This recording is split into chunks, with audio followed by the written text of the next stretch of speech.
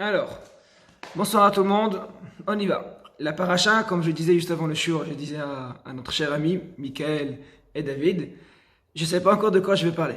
Parce que la paracha, elle a tellement de choses, il y a tellement de choses à parler dans cette paracha que ce sera difficile de choisir dans les sujets qu'il y a dans la paracha de quoi il faut parler. Je vais commencer par les débuts et on verra qu'est-ce qui se passe. Vele toldot Yitzhak ben Avraham, Avraham olid et Yitzhak. Et voilà la descendance de Yitzhak, le fils d'Avraham. Avraham, il a eu comme enfant Yitzhak. Et ce pasuk-là, c'est le pasuk parmi les plus bizarres qu'il y a dans la Torah. Déjà avant tout, si je me permette, si tu peux me permettre, la Torah elle est bizarre. La première fois que c'est écrit dans la Torah, Ve'el toldot, c'est lui qui se rappelle qu'il a une mémoire pas trop courte, c'est Parashat Noach. Dans Parashat Noach, le premier pasuk, je vais l'ouvrir maintenant aussi, c'est écrit Ve'el toldot Noach. Juste un instant, j'arrive. Alors, pardon, c'est pas VLS, c'est Elle toldot Noach, Noach ish tzadik. Alors, la chose qui est bizarre, la paracha chez nous et la paracha là-bas, elle commence avec le même mot presque, hein, sauf le vav qu'il y a dans le ici et là-bas, il n'y en a pas. Là-bas, c'est écrit Elle toldot Noach et ici, VL toldot Yitzhak. Pourquoi ici on appelle la paracha toldot et là-bas on appelle Noach? Dans ce cas-là, il faudrait appeler la paracha Yitzhak. Comme il y a parachat Noach, il faut faire parachat Yitzhak. Et là, les enfants, ils vont dire la paracha de la semaine, parachat Yitzhak. C'est mieux. Comme Noach, Yitzhak. Et si maintenant on dit ici Toledot, pourquoi là-bas c'est pas Toledot? Je vais essayer de rentrer un peu plus par la suite, mais je pense que normalement, quand on a pris un nom d'une paracha, c'est pas pour rien. La paracha de Bereshit, c'est le début. La Torah, elle commence par Bereshit, c'est le début de la création du monde, donc on appelle Parashat Bereshit Bereshit. Parashat Noach, finalement, dans toute la paracha, on parle presque jusqu'au bout, on parle de Noach. Qu'est-ce qui s'est passé dans la génération du Noach, le Maboul, descendance, Shem Ham, Knaan, et toute l'histoire de Noach. Donc le titre de la paracha, c'est Noach.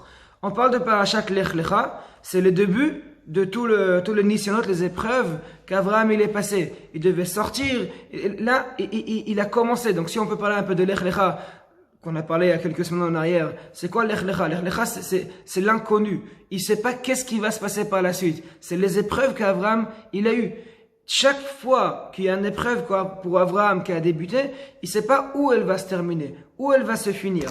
Si on continue par la suite, pareil, Parashat Vaera. C'est quoi Vaera? C'est la paracha de la Idgalut, de la éclairage. Si on peut dire qu'Hachem il s'est montré devant Avraham Avinu. Il a parlé au début par rapport à sa Brit Mila. Après, il a parlé pour Sodome. Et après, il a dévoilé qu'il aura son fils Yitzhak. Il est Ishmaël. Il aura Yitzhak. Donc, on voit que Vaera, c'est un peu une manière de parler. On parle de Avraham qui commence à être plus connu et plus, on va dire, réputé par Akadosh Baruch Hu. On continue dans la paracha de Chaye Sarah. On parle de la vie de Sarah, hein, la Sarah qu'elle est partie. Et là, on parle de la suite. Donc, après qu'il y a Sarah même, il y aura la femme de Yitzhak. Et d'ailleurs, c'est écrit Yitzhak bamibo be'er la chayroi. Donc, à la fin de la paracha de Chaye Sarah, là-bas, c'est écrit que Yitzhak, il est revenu de be'er la chayroi. Le Midrash lui demande qu'est-ce que c'est be'er la chayroi? C'est quoi cet endroit? Qu'est-ce qu'il avait à faire là-bas? Le Rashi l'amène. Je vais l'ouvrir et je vais vous lire qu'est-ce qui est écrit à l'intérieur. C'est intéressant. C'est très bizarre, en plus. Il dit, Yitzhak bamibo be'er la chayroi, vous yoshev ve'etz aleg. Il veut dire Rashi, mibo be'er la chayroi, shalach la vie agar la va vu chez Israël. Yitzhak, il a vu que Sarah, elle est partie, il avait de la peine pour son papa. Ben, son papa, il va rester tout seul comme ça. Ben, c'est pas sympa. Donc, il est parti chercher Hagar pour que son père, il puisse se remarier avec Hagar. Donc, Yitzhak, on parle d'une manière de parler de la continuité de Chaye Sarah, de Sarah Imenu. Yitzhak, il s'est marié avec Rivka.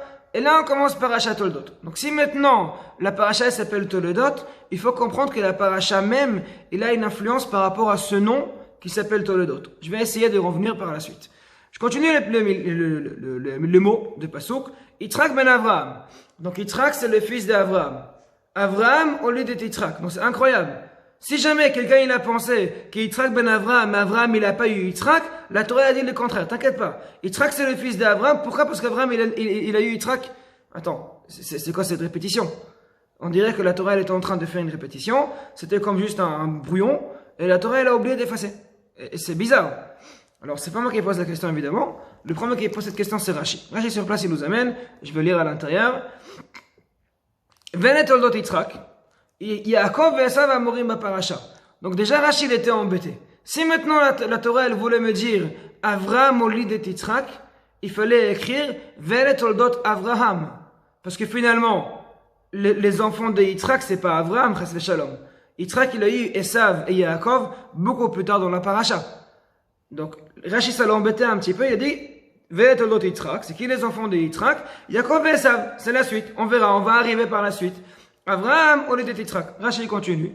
Lachar shekara Kadosh Baruch Hu shmo Avraham, après que Hachem il a appelé, au début Avraham il s'appelait Avram, Aram, et après il s'appelait Avraham, Avramon Goïm. Donc après qu'Hachem il a appelé Avraham, Achakar, après ça, Olid et Yitzhak. Première explication, Avraham avec He, Olid et Yitzhak. Ok, une explication. Rashi continue, deuxième explication. Davar acher.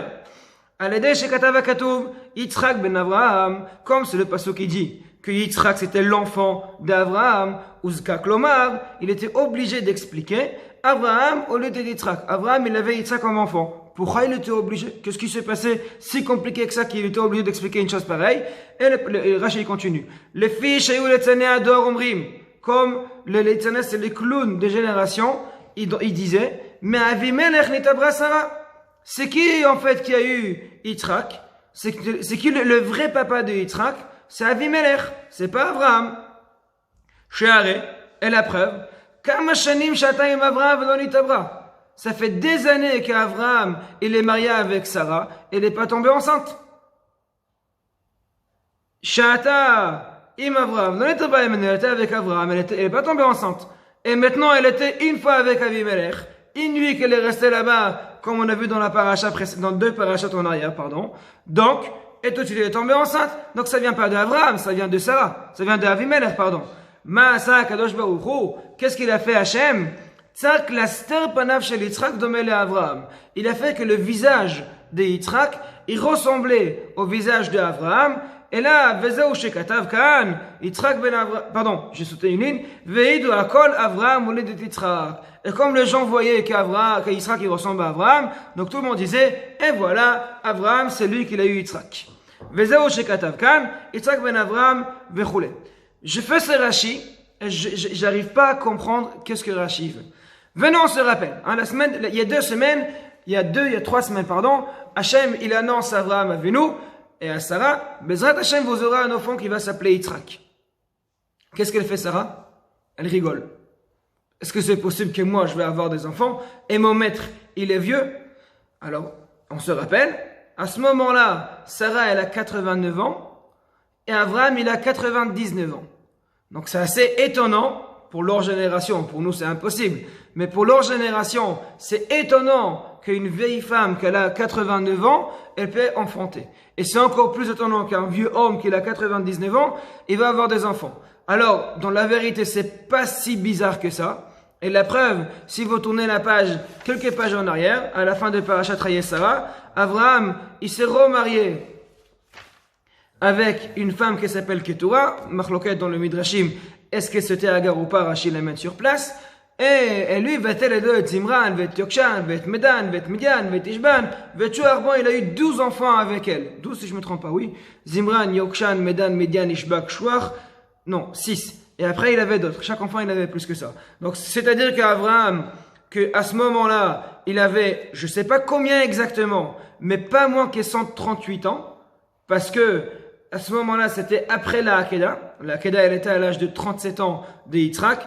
Avraham, il a eu Yitzhak à l'âge de 100 ans. Ça veut dire, c'est pas moins que 137 ans. Avraham, il s'est remarié avec Ketura. C'est pas avant ça. Et malgré ça, il avait des enfants de cette femme. Donc, c'est-à-dire que je vois d'ici que pour Avraham, c'était pas si étonnant. Alors, c'est-à-dire que c'était étonnant surtout pour Sarah, que Sarah, il a eu un enfant à cet âge-ci là. Donc, je reviens sur Rashi, notre paracha. Qu'est-ce qui se passe? Tous les Letzanim, les clowns disaient, on a un problème. Pendant des années, Sarah, elle était avec Avraham, elle n'est pas tombée enceinte. Et maintenant, que Sarah, elle était une nuit avec Avimelech, elle est tombée tout de suite enceinte. Donc c'est pas Avraham, c'est Avimelech. Attendez un instant. On va dire que vous avez raison. Allez, je marche avec vous. le papa de cet enfant qui s'appelle Yitzhak, c'est Avimelech. Qu'est-ce que vous voulez gagner? Quand un clown, il dit quelque chose, il veut gagner quelque chose. C'est pas, il le dit pas pour rien. Il s'est passé quelque chose. Il y avait une réaction, il y avait je pense on dit un moving dans le monde. On parle de quelque chose.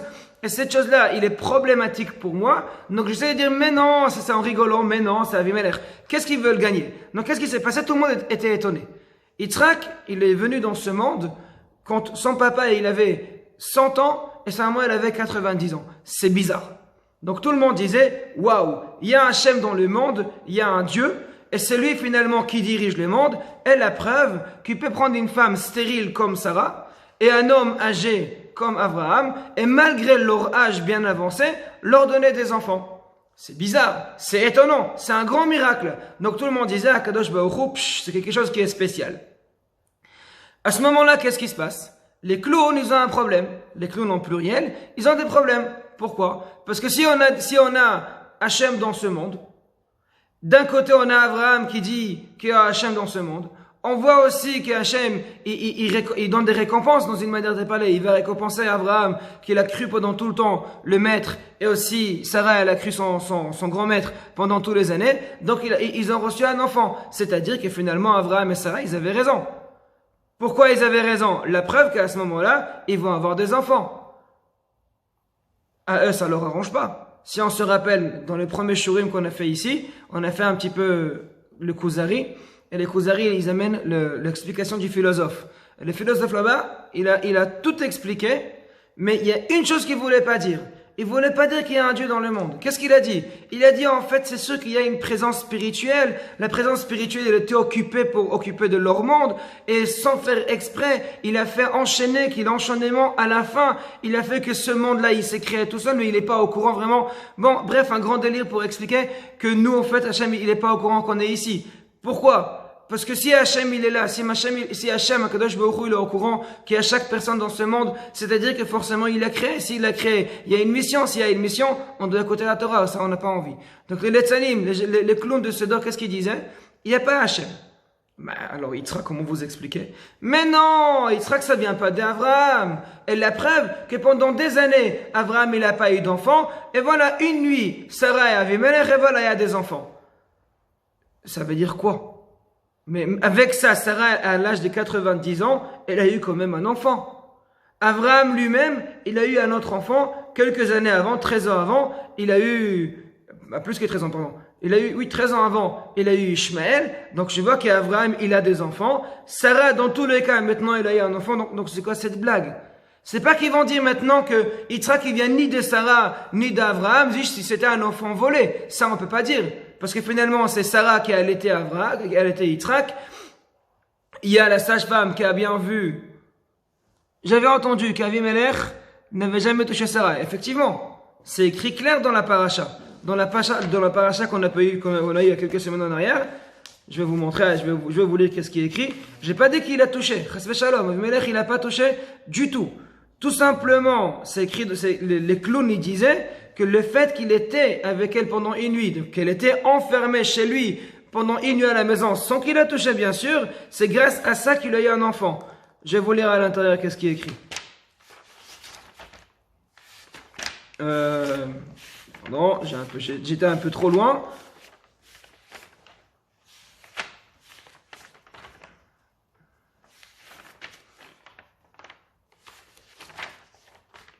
C'est dans Parashat Lech Lecha. Dans Parashat Lech Lecha, avant qu'Abraham s'est marié avec Hagar, bien avant, il y a l'histoire avec les rois. C'était après Paro. Voilà, je suis un peu fatigué pour trouver maintenant tous les parachiotes, mais je vais trouver à l'intérieur, c'est important.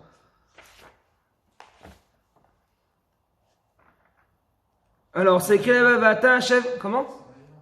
Ça va ira? C'est écrit là-bas, Vata Hashem et Eshet Aish qui navi où? Après Lot.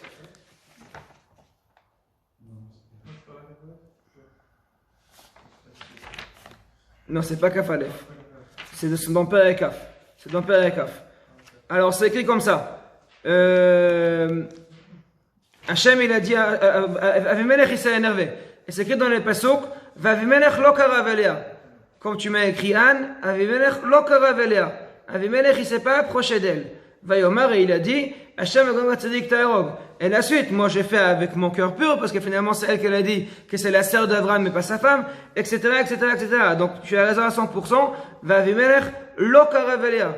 Il s'est pas approché d'elle. Mais c'est comme je disais, c'est le clown. C'est-à-dire, c'est faire soi-disant une blague pour apaiser les choses, pour dire, ne croyez pas que c'est un grand miracle qu'Hachem il a fait. Finalement, c'est juste pour c'est Avimelech qui a fait tout ça, c'est rien à voir avec Abraham. Et le problème, que même après qu'ils disent ça, ça peut pas apaiser le miracle. Pourquoi? Parce que finalement, Sarah même, elle avait 90 ans. Et Sarah même, qu'elle a 90 ans, pour avoir un enfant à cet âge-ci-là, c'est très très rare. Donc qu'est-ce qu'ils voulaient gagner? Qu'est-ce qu'ils voulaient gagner quand ils disent une chose pareille? Finalement, ils vont rien gagner. Alors c'est quoi la réponse? Hachem, il a fait que le visage de Yitzhak, il a ressemblé énormément au visage d'Abraham Avinu. Là, tout le monde disait, ah, c'est tout Abraham au lieu de Yitzhak. Ça marche pas non plus. Il y a une Gemara qui raconte qu'une fois, il y avait le roi, un roi de je sais pas quoi, qu'il était métis, qu'il était noir. Métis. Hein? Il était noir. Black. Et quand sa femme elle a accouché un enfant blanc. Donc c'est écrit là-bas que le roi il voulait tuer sa femme. Il dit bah moi je suis pas blanc. Si tu as un enfant blanc, ça veut dire que ça vient pas de moi.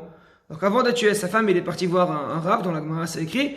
Et le rav il lui a dit mais où vous étiez ensemble? Qu'est-ce qu'il y a dans la chambre? Il y a beaucoup de statues blancs là-bas. Je dis alors t'inquiète pas, quand ta femme était avec toi, elle regardait les statues blancs, elle a pensé sur les choses blancs, c'est pour cela, l'enfant qui est sorti, il est blanc. Donc à ce moment-là, quelle preuve on peut ramener que maintenant Yitzhak il ressemble à Abraham? C'est possible, si on continue les mêmes délires, les mêmes blagues que les gens ils disaient sur Avimelech, c'est possible que quand ils étaient ensemble, chas v'shalom, mais dans la manière de parler, alors Sarah elle a pensé sur Abraham, c'est pour ça Yitzhak il ressemble à Abraham. Donc finalement ça répond à quoi exactement? Je laisse quelques minutes et je passe. La paracha elle continue peut-être avec beaucoup d'autres choses, avec beaucoup de choses intéressantes. Yitzhak et Rivka ils n'ont pas d'enfants. Finalement Baruch Hashem, il y a Esav et Yaakov avec la grande histoire que chaque fois qu'il est passé à côté d'un endroit il voulait sortir. Bref, on n'aura pas le temps de toucher tout. Alors je dis bref par rapport à ça. Vers la fin de la paracha, Yitzhak il veut bénir son fils. Qui veut bénir? Esav. Alors les gens ils vont dire bon Yitzhak il savait pas c'est qui son fils Esav. C'est pas possible. C'est pas possible. Et je vais vous dire pourquoi. Avant de rentrer dans l'histoire même, je vais vous dire pourquoi. C'est écrit dans la paracha comme ça.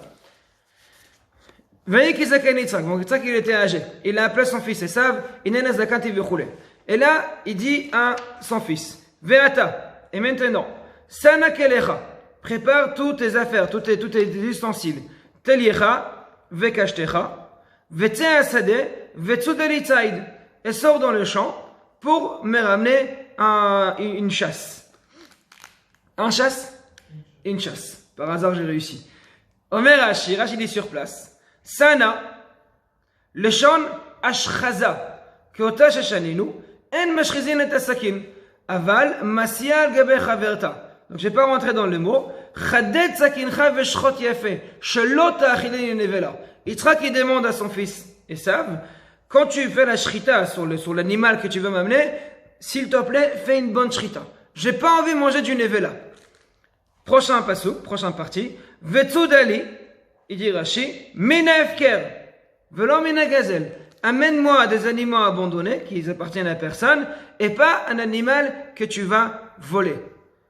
Donc, si Yitzhak, il connaît pas son fils Esav, il pense que comme tout le monde dit, Esav il était un grand tzaddik, etc. Qu'est-ce qu'il a à dire à Esav maintenant? Attention Esav, quand tu fais la shrita, fais une shrita correcte, ne prends pas des choses volées, fais attention à toi. Mais c'est bon, Esav il est tzaddik, il fait attention à tout ça. Donc, pour moi, maintenant, dire que Yitzhak, il était un peu naïf et il pensait qu'Esav, c'est un tzaddik, pour moi, ça marche pas trop. On va essayer de comprendre qu'est-ce qui se passe. Mais pour moi, ça marche pas trop. Esav, Yitzhak, il savait très bien c'est qui son fils Esav. Il le savait très bien c'est qui. C'est pour ça il a fait attention. Il a précisé à son fils, fais attention à toi. Et quand tu m'amènes des choses, tu me fais une shrita correcte. tu ne voles pas, tu me mets des choses abandonnées que tu vas trouver par la chasse, que tu vas faire, fais attention. Rivka shema de deber Yitzhak el Esav beno. Rivka, elle a entendu. Alors maintenant, j'arrive pas à comprendre. Si j'ai raison que Yitzhak, il connaît son fils Esav, il connaissait bien son fils Esav, pourquoi Rivka, elle a contredit son mari? Ben, Yitzhak, il connaît son fils. Il sait très bien que c'est un rachat. Et malgré ça, il a décidé, je sais pas pourquoi, mais il a décidé de bénir son fils Esav. Ben, Rivka, elle devrait laisser faire. Pourquoi tu te mêles? Jusqu'à maintenant, on a pensé que Yitzhak, il pense que Esav, c'est un grand tzaddik, et Rivka, elle sait la vérité. Donc elle dit à Yaakov, va prendre la bracha. Mais si dans la vérité, Yitzhak, il connaît très bien son fils Esav, pourquoi Rivka, elle se mêle? Pourquoi elle se mêle, Rivka? J'arrive pas à comprendre. Il dit à son fils, va prendre, et voilà, comme ça, c'est toi qui auras la bracha. Et Yaakov, il voulait pas faire, il a eu peur. Yaakov, il a dit, mais c'est pas possible. Il a dit, peut-être, il va me maudire. Et Imo, elle a répondu, Allah qu'il est la très béni. C'est écrit, Allah, il rachète vote, Esav, Lavan, Yosef. Sa maman, elle lui a dit, t'inquiète pas. Il y a 3 choses que tu vas souffrir ici dans ta vie. Esav, grâce à lui, à cause de lui, tu devras t'éloigner et tu devras te sauver vers chez mon frère. Deuxième, c'est Lavan. Lavan, il a joué avec Yaakov à Seret Monim, c'est écrit 100 fois, il a changé son salaire. Et Yosef, il était caché pendant 22 ans sans qu'il y ait de nouvelles de son fils. Donc, c'est les 3 maudictions que tu auras pendant cette vie. Hein? Donc, il dit à son fils, mais calme-toi. Il a écouté. Il est parti, il a amené 2 chevreaux, et il a fait la shrita correctement, il a mangé, il a eu la bracha, et après Esav il est venu, il a commencé à crier tout ce qui se passe. Et moi je m'arrête ici et je n'arrive pas à comprendre. Qu'est-ce qu'il avait dans la tête de Yitzhak? Qu'est-ce qui s'est passé dans la tête de Rivka? Et comment ça s'était possible? J'ai entendu un shiur.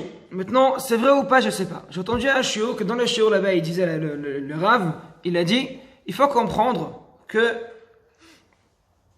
l'éducation d'un enfant, ça commence pas à l'âge de 5 ans, et pas à l'âge de 7 ans, et pas à l'âge de 13 ans. Il y avait une fois une jeune maman qui était partie voir Rabbi Israël Salanter, et elle a dit, à partir de quel âge je dois commencer à éduquer mon fils? Alors Rabbi Israël, il a demandé, quel âge il a ton fils? Alors elle a répondu, il a 2 ans. Donc elle dit, c'est trop tard. C'est tout, tu as raté. Elle a demandé pourquoi. Elle a dit, parce que l'éducation, c'est tout simplement, c'est apprendre aux enfants le meilleur comportement. Et au moment qu'un enfant, il prend d'habitude de faire un comportement qui sera bien ou mauvais, de le changer après, c'est très très difficile. Et on connaît très bien la phrase de Rabbi Israël Salanter, changer une qualité, il faut un travail d'une vie entière. Et le problème, c'est que les qualités, ça commence à l'âge très très bas, très petit, on commence à avoir de qualité, on commence à avoir des habitudes, et c'est là que les problèmes commencent. Donc, 2 ans, malheureusement, c'est déjà un peu trop tard, comme ça, il a dit Rabbi Israël Salanter. Yitzhak et Rivka, ils connaissaient très bien leurs enfants. Esav, c'est quoi le mot Esav? Esav, le chon assoui. C'est une personne, c'est quelqu'un qui est déjà prêt. C'est qu'il était né, il est sorti, déjà avec les poils, avec les cheveux partout, avec des ongles déjà bien avancés, avec la barbe, avec tout. Donc il est né, je sais pas, c'était un bébé, à mon avis, un bébé assez moche, mais il était sorti déjà prêt, complet. C'est quoi un enfant? Un enfant, quand il est né avec la main attrapée, comme un box. Pourquoi? Il veut tout avoir pour lui. Il a besoin de tout ce qui est autour de lui pour tout observer, pour tout comprendre, et avec ça avancer. Et ça, par contre, quand il est né, c'était l'inverse. Il a eu besoin de personne. Comment? Je sais pas. J'ai pas assisté à la naissance, à l'accouchement. Mais dans l'idée, ça veut dire que il a eu besoin de personne. Il regarde personne, il fait tout ce qu'il a envie, c'est lui qui décide et personne d'autre. C'est que lui qui fait tout ce qu'il veut. Un enfant, pareil, son éducation, il doit être différent. Déjà, avant tout, Rivka, dès la grossesse, elle le savait déjà. Parce que pendant sa grossesse, chaque fois qu'elle passait à côté des maisons d'Avodah Zarah, des églises, etc., Esav, il voulait sortir. Elle ne sait pas que c'est Esav, mais il y avait un bébé qui voulait sortir. Et quand elle passait à côté du Beit Knesset et Beit Midrashot, il y avait un bébé qui voulait sortir. Et là, elle a dit, attends, c'est quoi? C'est un tzaddik ou un rachat? Elle est partie demander à Urim Vetumim, Shem Ve'ever, elle a reçu la réponse qu'en fait c'est des théomim, c'est des jumeaux. Donc il n'y a pas de problème, elle s'est calmée. Donc elle savait très bien que dans son ventre, il y a d'un côté un rachat et de l'autre côté un tzaddik. Donc au moment que les deux ils sont sortis, là, que la naissance, elle a pris, le bébé sont arrivés, Rivka, elle était prête déjà à commencer son travail. Parce qu'elle savait très bien qu'il y a un tzaddik et il y a un rachat. Et elle comprend qu'un travail avec un tzaddik, c'est pas le même travail avec le rachat. Que par contre, Yitzhak, lui, la manière comment lui, il a traité les choses, c'était différent. N'oubliez pas que Yitzhak, le seul rachat qu'il a affronté dans sa vie, c'était Ishmaël. Et quand Ishmaël a commencé ses bêtises, qu'est-ce qui s'est passé? Sarah, elle a fait chut, tu te barres tout de suite. Elle a renvoyé la servante Agar avec Ishmaël. Elle a renvoyé de la maison, tu reviens pas ici, tu sors de la maison. Donc c'est-à-dire que Yitzhak, il a jamais vraiment affronté un rachat pour connaître son comportement. Que par contre Rivka, son papa c'était un rachat. Son papa c'était Bethuel, c'était la sœur de Lavan à Arami. Donc elle connaissait très très bien comment les Réchaïm se comportent. Donc là on a une discussion, une grande discussion dans la manière d'éducation entre Yitzhak et Rivka. Yitzhak il dit, même si on a un rachat, nous, on ne peut pas commencer à éduquer l'enfant trop petit, il est petit. C'est trop petit pour commencer à le faire. Il est petit, on va laisser grandir un petit peu, on verra comment ça va sortir, qu'est-ce qui va se passer. Malheureusement, au moment donné, c'est fini, c'est trop tard, on ne pourra plus rien faire. Et Rivka, par contre, elle était pour éduquer immédiatement. Le jour passe, et Yitzhak, il pense qu'il va mourir. Et là, il se dit, et il reconnaît peut-être son erreur, je ne sais pas, mais il se dit, il serait temps de faire un partage clair et simple entre Esav et Yaakov, entre la force du bien et la force de mal, c'est une manière de parler, bien sûr. Donc, de dire entre Esav et Yaakov, chacun il aura sa place, chacun parmi les deux, il va prendre son parti dans ce monde ou dans le monde futur, et avec ça, on pourrait essayer de continuer. Yaakov, Ishtam, Yeshev Halim. Donc Yitzhak, quand tu regardes Yaakov pour lui, c'est une personne qui est naïf, c'est une personne qui est pas si avancée, pas si intellect, pas si intelligent. Donc c'est une personne qui est un peu modeste, un peu calme, et il va rester comme ça. Donc si maintenant on va lui donner la bracha avec de l'argent et tout ce qu'il faut, qu'est-ce qui va se passer? Il va tout perdre. Il pourra pas profiter de son argent dans la meilleure manière. Donc qu'est-ce qu'il se dit? Malgré que Esav, il est rachat, je vais faire une association entre Esav et Yaakov. Je vais mélanger les deux ensemble. Que dans la manière que le tzaddik, il fait sa Torah, le rachat, il le soutient. Et avec ça, les deux, ils vont avoir une partie. Et dans l'idée, c'est une idée géniale. On raconte une fois que Rav Shach, quand il était âgé, il a dit à ses élèves, ne croyez pas que Olam de Gan Eden et Olam Abba, c'est des choses merveilleuses, qu'il y aura des grands gâteaux et je sais pas quoi encore. Il a dit, Gan Eden et Olam Abba, c'est tout simplement une table, une chaise et une Gemara. Ça c'est Olam Abba. Dit, ça c'est Gan Eden et Gehenom. C'est les deux parties. Gan Eden et Gehenom, c'est une table, une chaise et une Gemara. C'est les trois éléments qu'il y aura. Dit là, une personne qui est tzaddik, qui a étudié la Torah, quand tu vas ouvrir la Gemara, il va faire la Gemara, il va faire Rashi, il va faire Tosfot, il va regarder les commentateurs, il va aller discuter avec Abaye, avec Rava, il va parler avec eux, il va profiter, il va comprendre des choses qu'il n'a jamais compris et il va sentir lié avec Akadosh Baruch Hu. Par contre, une personne qui n'a pas ce mérite, qui n'a pas étudié la Gemara, donc il va se retrouver devant un livre, il n'arrive pas à lire un mot. Tous les gens autour de lui, avec des visages rayonnés, avec le sourire, avec le kiff absolu, dans partout, et lui, comme un imbécile, devant un livre, sans pouvoir lire. Ça, c'est le meilleur Gan Eden et le meilleur Gehenom. Et là, un élève lui a demandé à Rav Shach, alors nous, les Bachoué et Shivot, et les Avrechei Kolelim, et tout ça, les gens qui étudient la Torah, alors on pourra profiter. Mais il y a beaucoup de gens, tous les soutiens, tous les gens qui soutiennent la yeshiva, tous les gens qui payent à quelqu'un qui va étudier la Torah pour eux, tous les gens qui participent leur argent, qui font les mitzvot, eux comment ils pourront profiter de Gan Eden? C'est pas possible, ils savent pas étudier. Et Rav Shach, il a dit, c'est incroyable qu'est-ce qu'il a dit. Il a dit, écoutez bien mes élèves. Moi, il a dit à ce moment-là, j'ai 105 ans. À l'âge de 105 ans, il m'a dit, je peux dire maintenant que pendant 105 ans, j'ai étudié la Torah. Il dit, par contre, s'il y a une personne qui soutienne une yeshiva pendant une année, et dans la yeshiva, par exemple, il y en a 500 bachurim, ça veut dire que finalement, avec son argent, il a soutenu 500 années d'études. 500 années d'études, et c'est considéré comme si lui-même il avait étudié. Donc les personnes qui soutiennent avec leur argent des Bate Knesiot, des Bate Midrashot, des Yeshivot, des Kolelim, etc., eux-mêmes, ils prennent une grande partie dans l'étude de la Torah, et eux-mêmes, ils vont pouvoir profiter de ce Gan Eden et de ce Olam Haba pour pouvoir étudier correctement. Il a dit maintenant, Yitzhak, dans la manière, même si Esav, même il est rachat, il ne pourra pas étudier la Torah. Ça ne marche pas, qu'est-ce qu'il y a? Hein? Alors, j'ai dit, même si Esav, même il est rachat, et lui-même il ne va pas étudier la Torah, comme on va partager, on va lui donner à lui le Olam Hazeh, le monde matériel, et à Yaakov, on va lui donner le monde spirituel, le monde futur, le moment que les deux ils vont partager, ils vont mélanger ensemble, lui il va donner l'argent et l'autre il va étudier la Torah, ce partage il va faire en sorte que tout le monde va que profiter de tout ça. Parce qu'avec l'argent de Esav, Yaakov il pourrait étudier la Torah. Donc Yitzhak il savait très bien ce qu'est son fils, il savait très bien ses défauts malheureusement. Mais il a dit, je vais essayer de profiter de tous ses défauts pour qu'avec ça, peut-être, Yaakov, il pourrait étudier la Torah correctement. Et Rivka. Le problème, c'est que Rivka, elle connaissait un peu plus son fils. Et elle savait que si maintenant, tout le force de Olam Hazeh, c'est Esav qu'il aura, ça ne pourra pas se tenir. Ça ne marchera pas.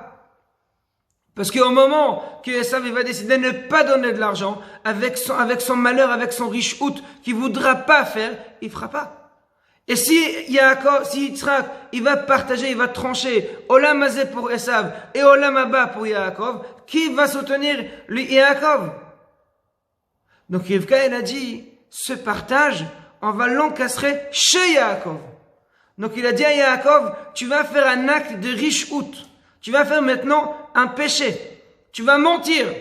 Malgré que normalement, on n'a pas le droit de mentir, tu vas maintenant prendre le comportement de Esav. Tu vas te déguiser comme Esav. C'est pour tous les gens parmi nous que malheureusement, ils n'ont pas ce sroud d'étudier la Torah et ils n'ont pas cette capacité et plutôt, on va dire, ces feux à l'intérieur de s'asseoir malgré ces difficultés et étudier la Torah. Tu vas prendre ce parti dans toi et avec ça, tu vas aller chez Yitzhak. Et ce parti-là, Yitzhak, il va bénir. Donc, il va bénir Yitzhak maintenant, tous les gens, parmi nous, bien sûr, qu'ils vont avoir l'argent, ils vont avoir la possibilité de soutenir, ils vont avoir le moyen d'aider les gens qui étudient la Torah pour leur donner leur chance à eux de participer dans l'Olam Haba. Parce que finalement, Hachem, il a promis Kilo tishakar mipi zaro. Hachem, il a promis que la Torah, elle va jamais être oubliée.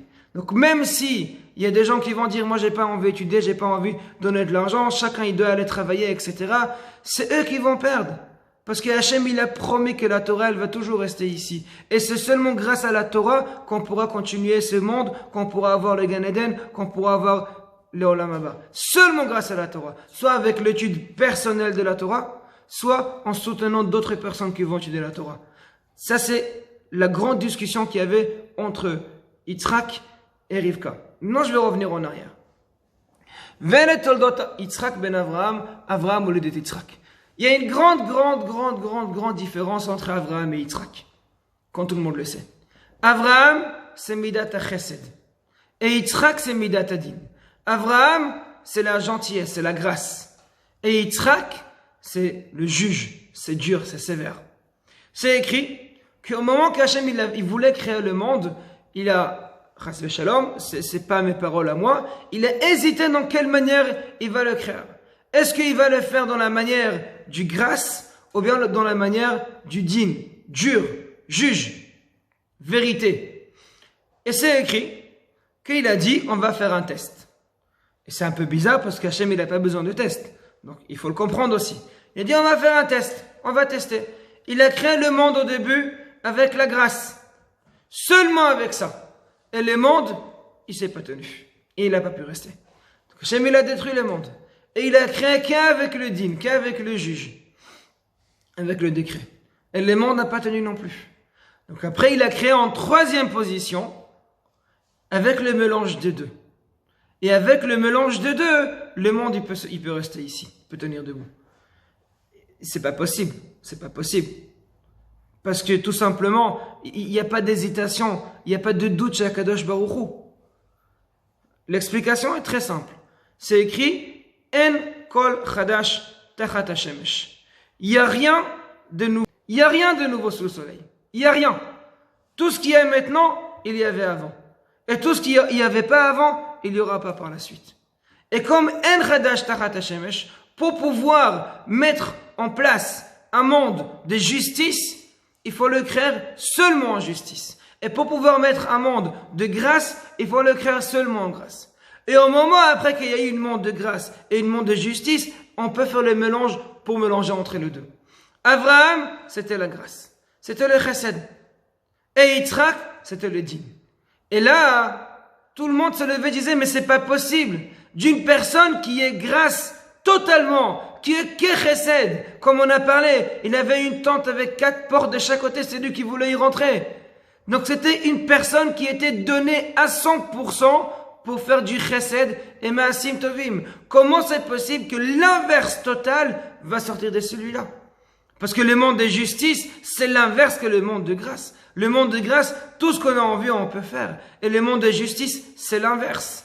Donc comment c'est possible que la justice, elle sort de la grâce? C'est pas possible. C'est contradictoire. C'est ça que les Leitzanim dedans, c'est ça que les clowns disaient. Si maintenant Abraham, son qualité, c'est avoir de la grâce, la gentillesse avec tout le monde, et Yitzhak, c'est l'inverse, c'est justice, forcément, Yitzhak, il vient pas d'Abraham. Et c'est quoi la réponse?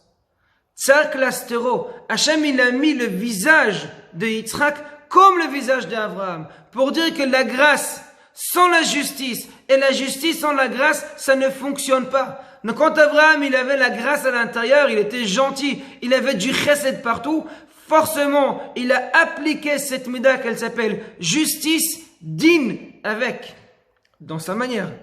Mais il a appliqué. Que par contre, Yitzhak, quand il a utilisé la médaille, la qualité de justice, il a appliqué le chesed avec, dans une autre manière. Mais les deux, ça travaille ensemble. Et quand les gens ils comprenaient ces trucs, les gens ils disaient tout de suite Abraham au lit de Yitzhak. Parce que finalement, c'est seulement avec les mélanges de deux que le monde il peut rester ici. Et c'est la même discussion qu'il y avait entre Yitzhak et Rivka. Comment c'est possible? Comment c'est possible? Yitzhak, lui-même, il était justice. Justice avec la grâce.